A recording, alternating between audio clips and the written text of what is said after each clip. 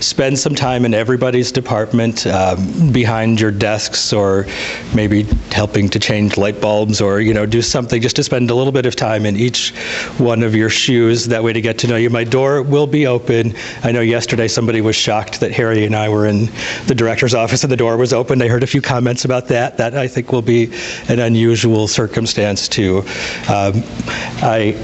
We'll also plan, and we'll ask for you to, it won't be any mandatory, it won't be a command performance, but I will schedule some time over the next few weeks to meet individually with folks if you feel like you want to come and sit down and have a conversation. And I will ask that everyone consider doing that, and I'll have a schedule made available soon for appointment times so that we can talk one-on-one to get to know each other a little bit. I know everyone is really concerned about change, and just to give you a little bit about my philosophy about that is, I think change is good. It used to be death and taxes, but now it's death, taxes, and change. Those are the things that we can count on. I don't have any plans to make any big, drastic changes without observing what we do now. So if change happens, it'll happen fairly slowly and deliberately and with lots of input from everyone involved. So don't be nervous that there's a new sheriff in town and we're going to completely change the way we do things. That's not my intention at all. I think a lot of you know, and if you don't, just a little bit about my philosophy of librarianship. It's that whatever we do, it needs to be in service of the people. So we might do a little bit of an audit of our policies, practices, procedures to make sure that they're serving the people of Saratoga. And that not because they're the easiest thing for us to do necessarily, but because they're what the people want us to do. And in that, with that in mind, I think we'll go back and look at and revive the strategic plan. So we'll be, which I know we've set a lot of goals and objectives for ourselves in the strategic plan, and it may have gotten a tiny bit derailed with the director search and all of that. So we'll go back and we'll revive that and make sure that we're on track with that, and see what we can do about giving a report to the people and to the board and to the staff about how our progress is going with that, and to make sure that we're still on track with that, or get back on track with that. Another part of my philosophy of librarianship is that it's about making sure that people have great experiences at the library. So it's maybe a little bit less about the stuff that we have, but about the way people use them and the experience that people have with those things. So customer service, I think is what we do. More than collecting stuff, we serve people. And a big way that I think we accomplish that is by partnering with people who have similar missions to ours in the community. So we'll be focusing a lot on that, I think, in the short term, identifying partners that we can work with to meet our mission of serving the people of Saratoga. But I think we don't do that unless we've got a well-trained and satisfied staff, and so we're bringing back Staff Development Day. It's on the calendar for 2008. Veterans Day, Harry, is that when so that's the Monday around November 11th. I don't know the exact day. And so Colleen and I talked a little bit about it yesterday, and before long, we'll be getting a group of staff members together to identify a focus for that day, but we'll be focusing on all of you and all of us together on that day on November 11th. Colleen was going to mention that we've got the EAP. I don't know if that's a little bit farther down the schedule, so maybe I'll turn it over to her. So any questions? That's just in a nutshell. All right, thanks. Thank you. We're going a little bit out of order here, but he's the director, so I'm going next. Okay. I just wanted to remind people, as I mentioned, we're talking about change, that the EAP is sponsoring the Navigating Change Process workshop. Coincidentally, I was even approached about asking them to hold it, and they had already scheduled it, so that seemed like a very fortuitous timing. So they will be here on the 29th, as most of you have seen in the bulletin, from 10 to noon, and there's still openings in that workshop for anyone who would like to attend. If you're interested in going, though, you will have to fill out a training request form, have it signed by your supervisor, and those are available in the staff room right next to the bulletin board. As long as we were talking about EAP, I thought it would be an appropriate time to remind everybody of the services that they do provide for us, and they do that on a calendar year, so we're starting our 2008 year with them. And over the years, since 1984, they've provided a lot of services to our employees, and I've never gotten a negative feedback from employee about their contacts with EAP. Nothing but positive. But on the other hand, I should tell you, it's totally confidential. Anybody who's come to me has done so on their own and just wanted me to know for, whatever reason that they were very happy with the services they got. But this is a service that's offered to assist employees who are having any type of problem, personal problems, and they have a full list of the type of problems they serve, and it could be stress-related, anxiety, phobia, marital problems, dealing with your children, gambling issues, substance abuse, all types of domestic abuse, eating disorders. So, the full gamut of the types of problems that are prevalent in our society, and as part of our society, people anywhere can have any of these problems. So this is available to all staff, part-time, full-time, and it's also available to your dependents. So if you have children in need of counseling. And it is free. That is the other thing. We pay for it through a contract, and it is free and totally confidential.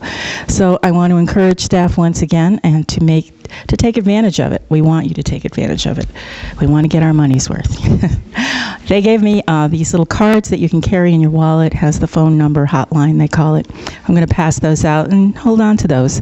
So in a moment of need, and you may have a problem, you say, what should I do? Hey, EAP is right in my wallet. I could call them, talk to somebody.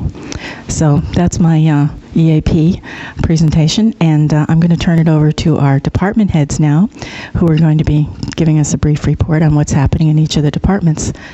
First. Are there any questions I should have asked? Any questions about EAP? Okay, if you, yes. Yes, available to all staff. Yeah, and yes, Mary. Do you have any more of those brochures? Yeah, I have a few of them. I have to get more, but you can have this one. I just realized I was low on brochures, but I have plenty of these phone number cards. Okay. Anybody else?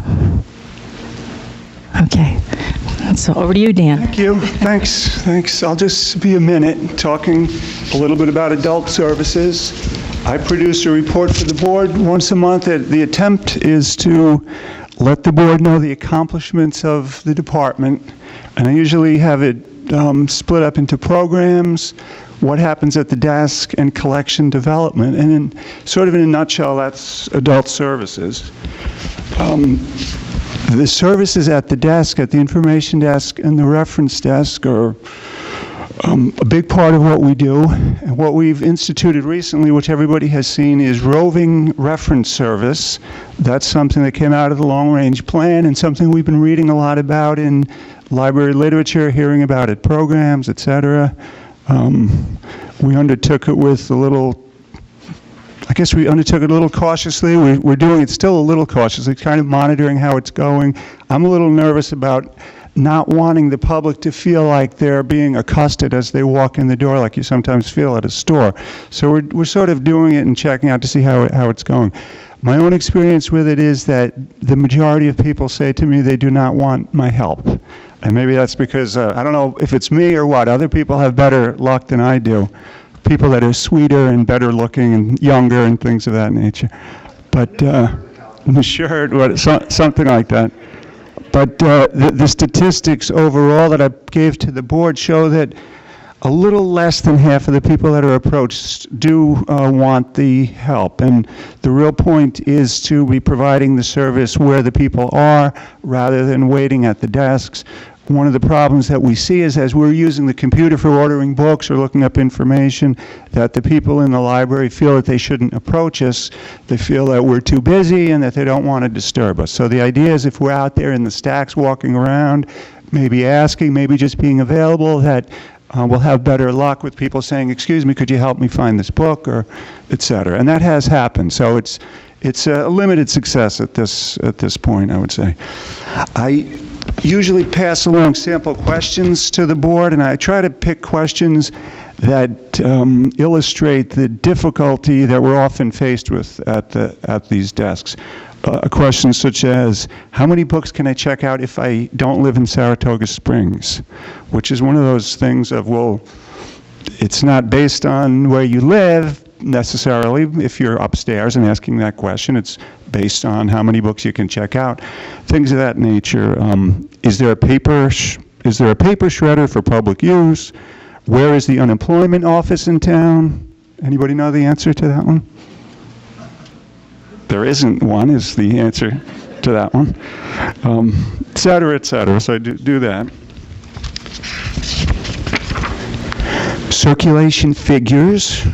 The single most popular circulating material in the library is, anybody want to guess?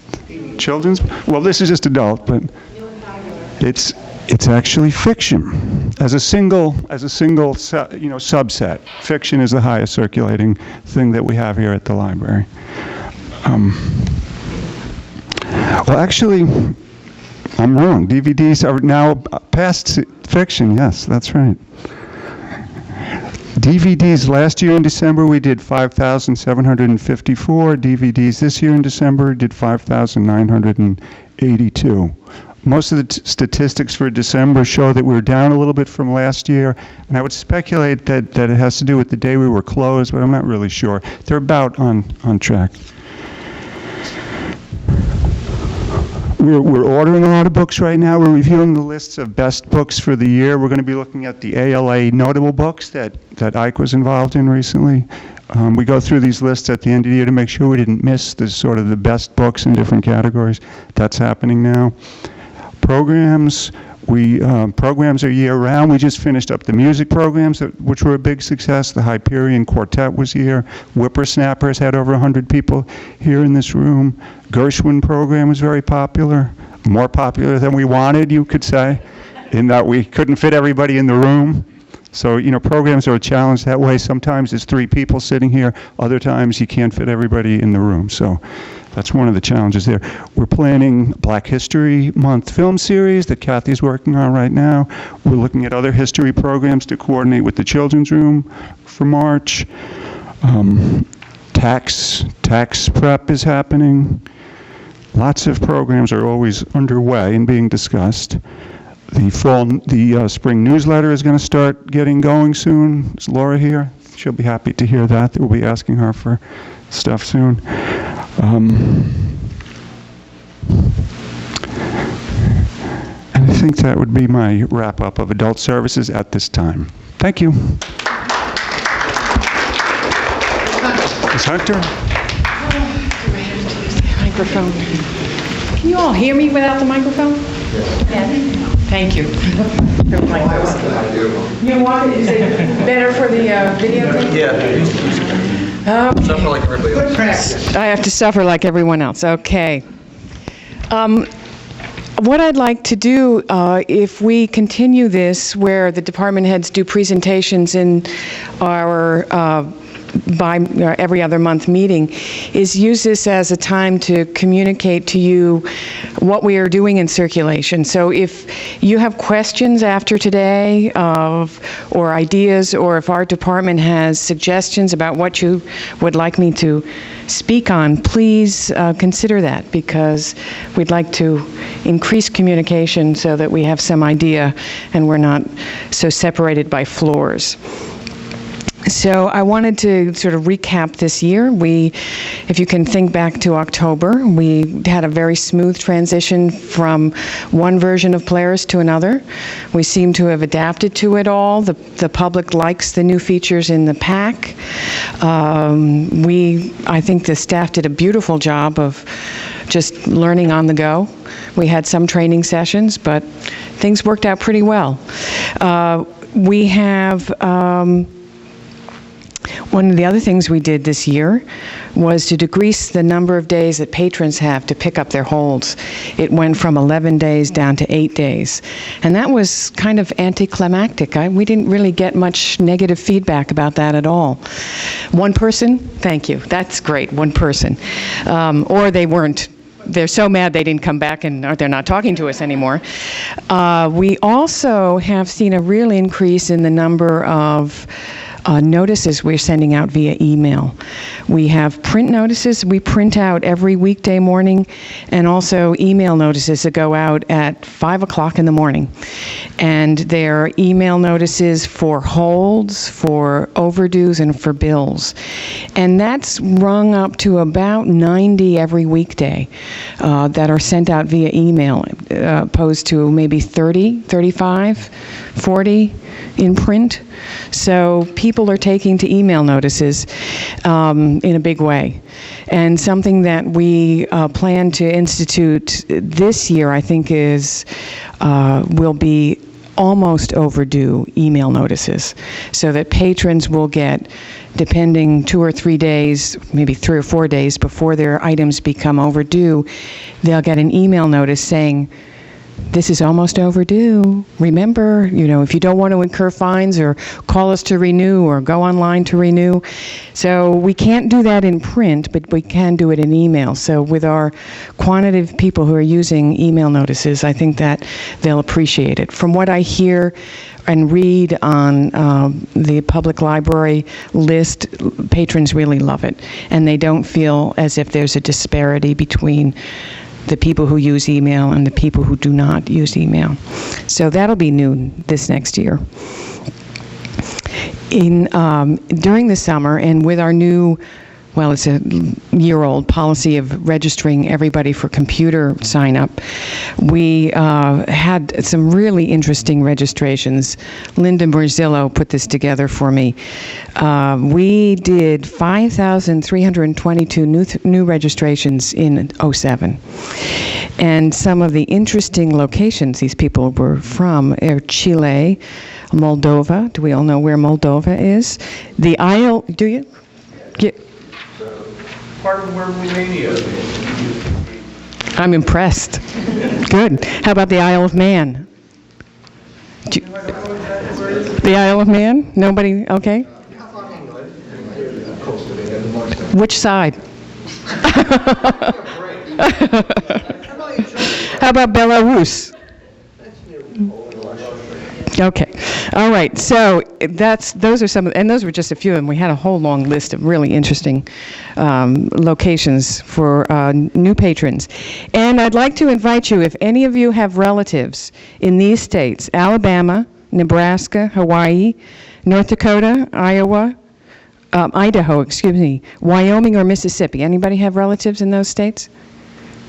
No? Oh, we need people to register from those states, and we'll have all 50 states. Those are the only ones we're missing. So make some friends. We all go to PLA, make some friends. We have 41,000 registered borrowers, a little over 41,000. That is inclusive of or not counting the 3,700 we purged, the inactive borrowers we purged at the end of the year. Inactive means that they have not used their library card in 3 years. Now, unfortunately, using the computer sign-up does not constitute a library transaction. So you're going to find, I think, at the computer desk, whoever's there clerking will find that a lot of people will say, well, but I used the library. They didn't, in our computer world, use the library because they didn't interact with a Polaris system. So we'll just reactivate their accounts when you send them downstairs. For circulation, Dan covered the totals, and circulation has flattened out this last year. I think we've hit a plateau unless we work very, very hard in boosting circulation in some of the other material categories. But 85% of the transactions were for people inside our school district, 15% outside of the school district. And this is a library thing, a librarian thing. In 2007, we saw the advent of the 13-digit ISBN. You know, it's a geek thing. Yeah, it's very exciting.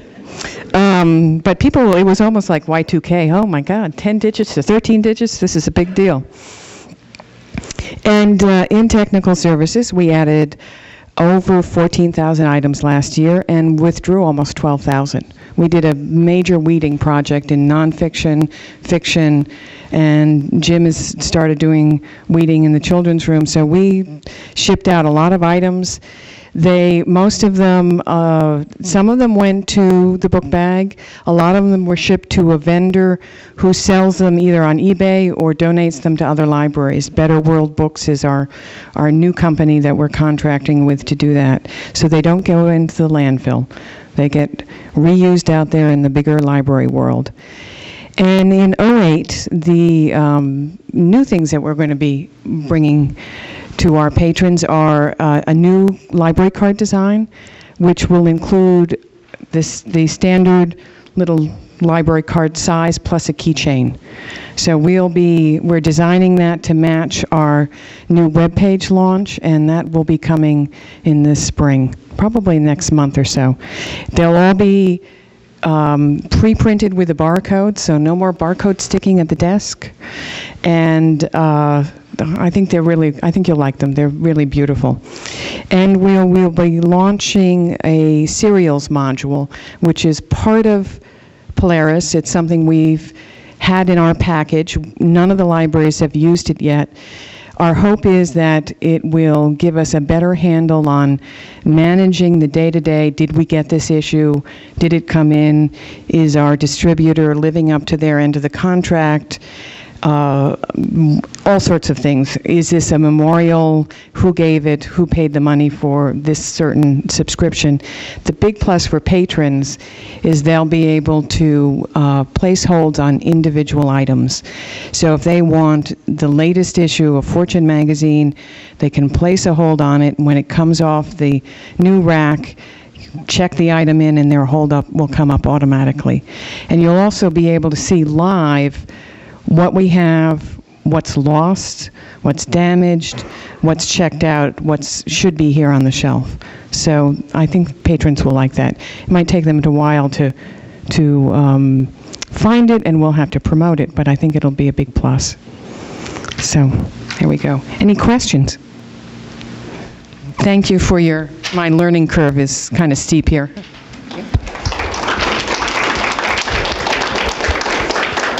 Good morning, everybody. I'd like to comment, first of all, great shirts and ties the first 2 days. Adds a real class to us. You know, when I was growing up in the 50s and early 60s, there was a television program called Kids Say the Darndest Things. Art Linkletter, some of you maybe remember that. Well, I have here today actual quotes from children in the kids department. Now, these are all made by preschool kids. They were about 3.5, 4, and 5 years old. I did not make any of these up. We have one little girl who's a real fashion plate downstairs, and she said to me during story time once, Mr. Cargie, you wore the same shirt last week. So I got to be real careful about that. And also, a common thing downstairs, people come up and say, Mr. Cargie, are you married to Miss Leslie? They have that connection that somehow we're together. Now, unfortunately, the most embarrassing thing happened a few weeks ago. I was telling stories, and a little boy goes, Mr. Cargie, you have a hole in your pants. Well, I kept going, and then all of a sudden he got really excited and said, Mr. Cargie, I can see your underwear. Well, it's the frenzy in the group. They were all craning their necks, looking, and I just kept going and kept going. I wasn't going to stop, but then after they left the room and everything, I looked and they were right. So, another interesting phenomenon downstairs is a lot of kids call me Mrs. Cargie, because they're used to going to nursery schools and everything, and their teacher there is always a Mrs. So it's common to call me Mrs. Cargie. They just think that's the term for a person who's like a teacher. Well, few weeks ago, we had this quiet little girl. We were telling stories, and all of a sudden she doesn't say a peep during story time, and all of a sudden she goes, "Mrs. Cargie, my underwear is stuck in my butt." Well, I said, I had to think quickly. I go, "I think it'll be okay." So we moved on from there. So those are just a few of the things that we have. Now, also, we have a fish tank downstairs, and I don't think you realize what the impact this has on the staff. You know, we had a problem of fish dying all the time. You know, we had a saltwater tank.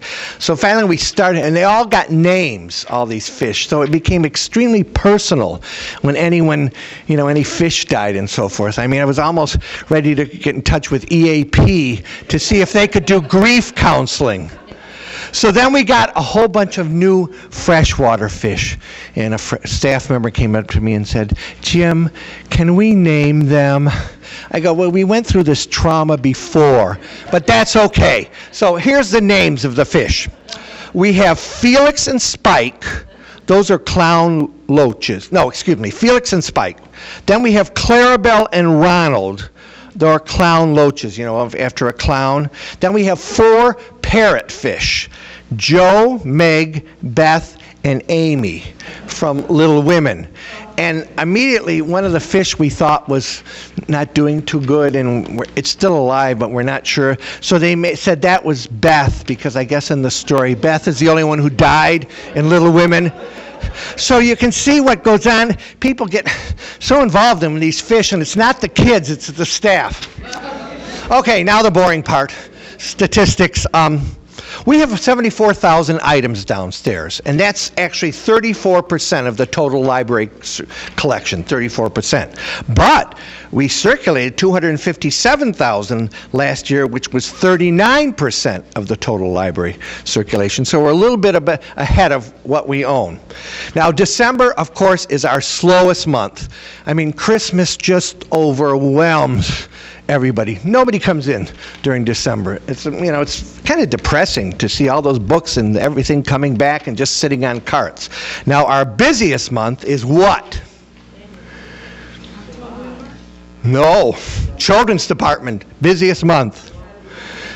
July, that's when things are really rocking and rolling. 27,000 items went out in July, and 14,000 went out in December, so almost double. And I understand, and that's mainly because our summer reading program, and I understand that circulation staff people are already putting in their vacation requests for July, because they know what's coming. I mean, summer reading program we began in 1997. It was actually the best statewide summer reading program. The artwork was fantastic. Mr. Bruce Hiscock, our own local author, did it, and we were just looking at it yesterday, and it was the best that has ever come out in the years that they were doing it. Well, that was the first year we did a summer reading program, and we were so happy to have 182 children participate. Last year, we had, where am I here? Losing my, 1,319 children and teenagers participate in the summer reading program. So you can see why CIRC wants to take off in July. We had 7,610 oral book reports given to us. 7,000 between the end of June and September 4th.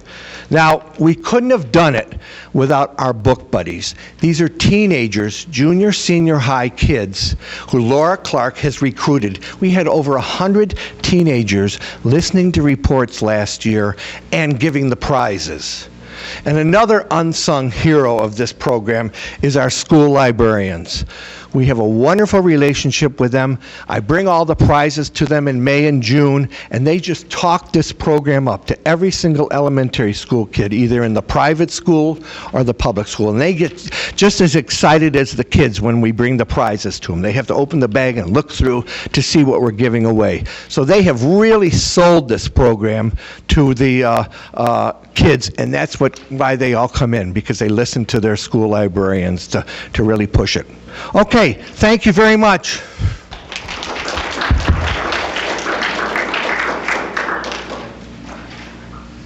For reasons of impending decrepitness, I'm going to sit down, so I hope you don't mind. No, they don't pick the working link. Okay. Of course, I have to start by thanking everybody. This is my last staff meeting, and everybody's telling me how wonderful I am all over town, and of course, you're the people who are really responsible for that. So thank you very much for making the library such a great place to work, giving such great service, and making me look a whole lot better than I really am. But I really appreciate it. I'm going to miss each and every one of you, and I'll come back and visit, of course, but it's been a wonderful experience, so thank you very much. Thank you, thank you, thank you. I've been saying that 100 times a day to everybody. Thank you for my gift. Thank you for coming to my wonderful party. Thank you for tomorrow. Then thank you.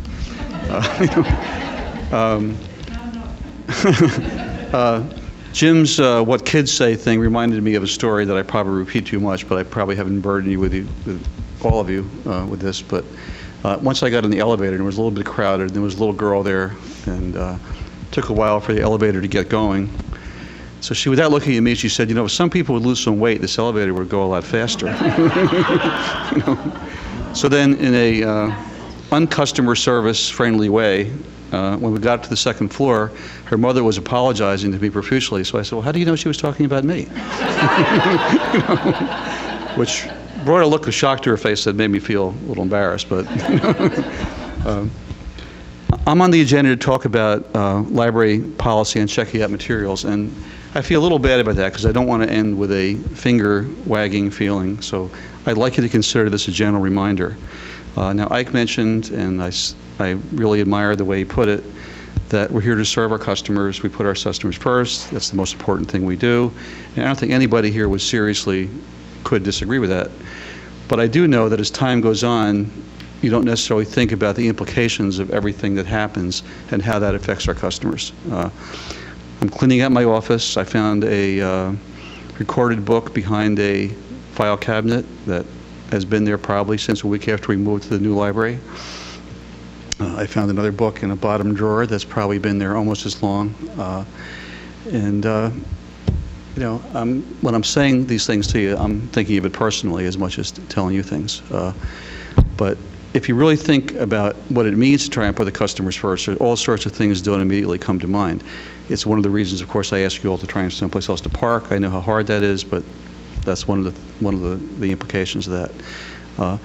We've had a couple of minor things recently that cause us to rethink some of the things we do, and we'd like very much for everybody to bring their materials that they want to borrow to the circulation desk to check them out, not do it themselves, not keep them at their desks for all day long or for days, which I know happens a lot.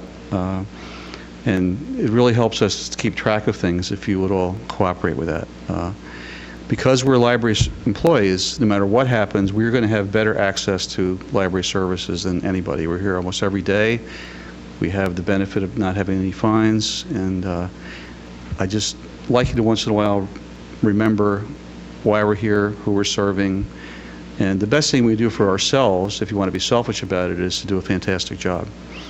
So that's all I really have to say. But yes, Linda? Was this new policy because people weren't checking things out at all, or you didn't want them checking out their own desk? We want both, really. We would like the circulation department to be in charge of checking things out. I think it's a nice experience just to go through what the public goes through for everybody. But those are the people that manage our circulation records, our circulation policies, do it properly, et cetera. And I do know that there are things at people's desks for long times that don't get checked out. So that's the other thing I'm reminding you to do.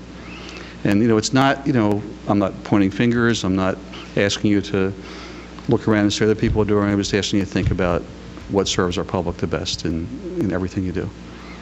Just one aside, philosophically, the problem I have with that is that you're telling people that you're not trustworthy, and that's usually not a way to get people to respond in a positive light to whatever the policy is. I don't feel that I'm telling anybody that at all. Okay. I'm not, I think the policy is telling. Well, to be perfectly honest about it, if you look at it in the big picture over the history of the library and all the people who will come and go, there will be people who are untrustworthy. there will be people who are untrustworthy. If you think about the grand picture of all the employees we have, that doesn't mean I'm looking at anybody and saying I don't trust them. And it's just, it's a prudent practice, and it's not a matter of trust, it's a matter of training and experience and who we want to manage which aspect of our service.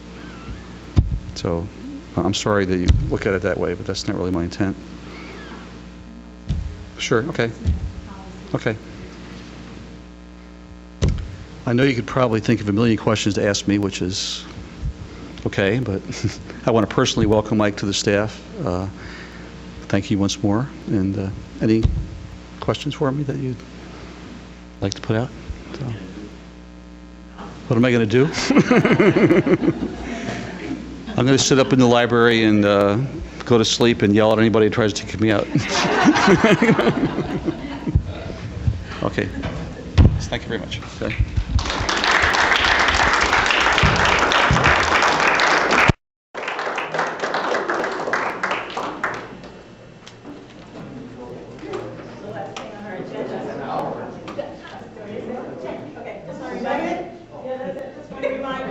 Last thing on the agenda there, and I'd also ask you to leave your agendas there, because I don't think you'll need them for the rest of the day, and I can reuse them this afternoon for this afternoon's meeting. Please take the organization chart, though.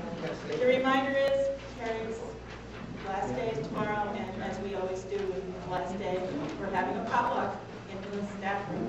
You're welcome to bring a dish, sign up, it's in